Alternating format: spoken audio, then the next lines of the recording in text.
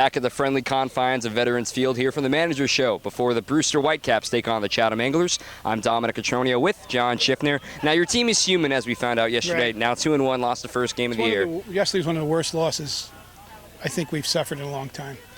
I really wanted to go 44-0. So how do you tell you guys, look, it's not an easy team. It's not an easy game to play, obviously. It's just one game at a time. Exactly. Plenty of season left to be played. That's the mantra of it right now. Yeah, exactly. You know, you have to play, and like I tell them, you hang around 500 for half the season and then make a little run, and you move yourself into playoff position. And I don't know, I'm trying to think.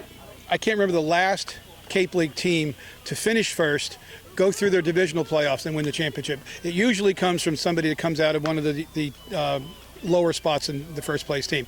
Exactly what happened to us in 2014. We ran away, best record in the league, and we didn't make the championship series. So it's right now it's just to get yourselves acclimated, get the kids feeling good about themselves, get used to the coaches, the kids get used to themselves and us, and play some baseball. And you're trying to find the right combinations. You're trying to give your temps a chance to play.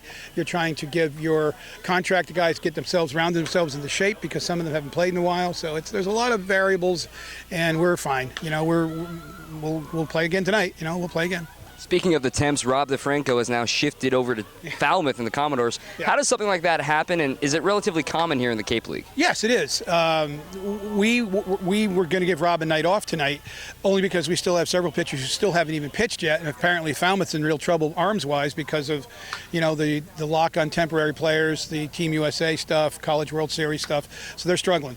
So they contacted me and said, when am I releasing, or do I have pitchers available? And, unfortunately, Rob was going to be let go probably on Sunday, and Falmouth goes, we might have some innings for him. And I said, fine. I said, let me check with Rob's coach, check with Rob. I felt badly. Everybody likes to stay in Chatham, but he heard the opportunity to pitch a little bit more, so he's in Falmouth, and everybody's happy. So that's a good story. To tonight's pitcher, Jesse Adams from Boston College, another Eagle here on the Anglers. It seems like the past 2, even 3 years, just full of even longer than that. So how does that relationship build, and how has it spread for you throughout the years? Well, BC's always been a good friend of the Chatham A's, going all the way back to, I'm trying to think of even when, I can't think of the gentleman's name, was there. I had some BC players, quite a ways back. Going into the early 90s, when I first started coaching, Pete Hughes was there. Pete and I have been buddies for a long, long time, and he sent me players. Mick sent me players who replaced Pete, and now Mike is replacing Mick, and he's always felt we've treated his players well. He gives us first crack at his players. And the other thing was Steve Englert was always a friend to us, who was a BC coach for a long time at Harwich. He would always say, hey, I want my guys playing in Chatham, and that made it real easy.